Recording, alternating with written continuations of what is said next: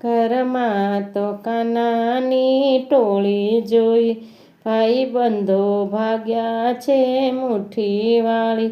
કાનો લટકી રહ્યો ગોળી સાથે, ચોર પકડાઈ ગયો નહીં છોડું આજે.